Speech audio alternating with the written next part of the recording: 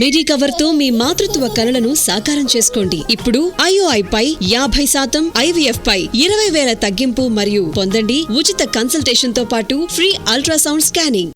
Telangana CM ఎవరికి చెప్పాలనుకున్నారు? ఎవరికి class పిక్కారు?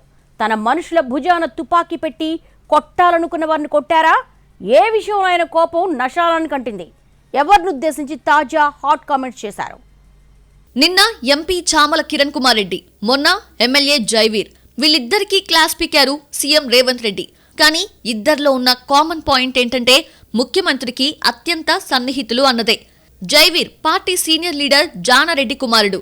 జానారెడ్డితో Revanth కి ఎంత సన్నిహిత సంబంధాలున్నాయో ప్రత్యేకంగా చెప్పుకోవాల్సిన అవసరం లేదు. జైవీర్ కూడా రేవంత్ ని అన్నలా భావిస్తారని అంటారు. కానీ గతంలో జరిగిన సిఎల్పి సమావేశంలో జైవీర్ ని టార్గెట్ చేసి మరీ క్లాస్ తీసుకున్నారు సీఎం. ఓవైపు మీటింగ్ జరుగుతుంటే ఫోన్లు మాట్లాడటం, బయటకు వెళ్లడం లాంటి పనులు ఎలా చేస్తారంటూ నిలదీశారట. ఇంత నాన్ సీరియస్ అయితే ఎలాగంటూ గట్టిగానే అన్నారట. అయితే ఆ రోజే చాలా మందికి డౌట్ వచ్చింది. డైరెక్ట్ గా మీటింగ్ లో జైవీర్ కి అంతలా క్లాస్ పీకాల్సిన అవసరం ఏమొచ్చిందని ఆరాలు తీశారట చాలా మంది. ఫైనల్ గా అక్కడ టార్గెట్ జైవీర్ ఒక్కరే కాదని ఆయన మీద పెట్టి మిగతా ఎమ్మెల్యేలందరికీ తాను చెప్పాలనుకున్నది ముఖ్యమంత్రి చెప్పేశారన్న అభిప్రాయాలు వ్యక్తమయ్యాయి. ఇక రెండో అంశం, తాజాగా మంగళవారం నాడు జరిగిన సిఎల్పి మీటింగ్. ఈ సమావేశంలో భువనగిరి ఎంపీ చామల కిరణ్ కి క్లాస్ పీకారు రేవంత్ రెడ్డి.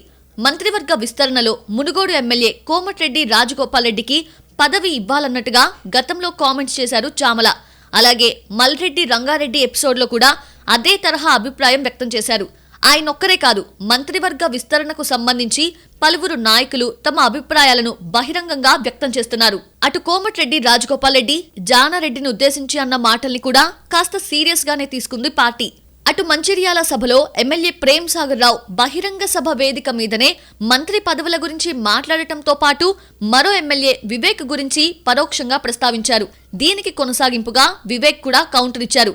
ఇలా పార్టీలో ముగ్గురు శాసనసభ్యులు కేబినెట్ విస్తరణపై బహిరంగ కామెంట్స్ చేశారు. ఇవన్నీ ఇటు ప్రభుత్వానికి అటు పార్టీకి ఇబ్బందిగా మారుతున్నాయి అన్నది సీఎం అభిప్రాయమట.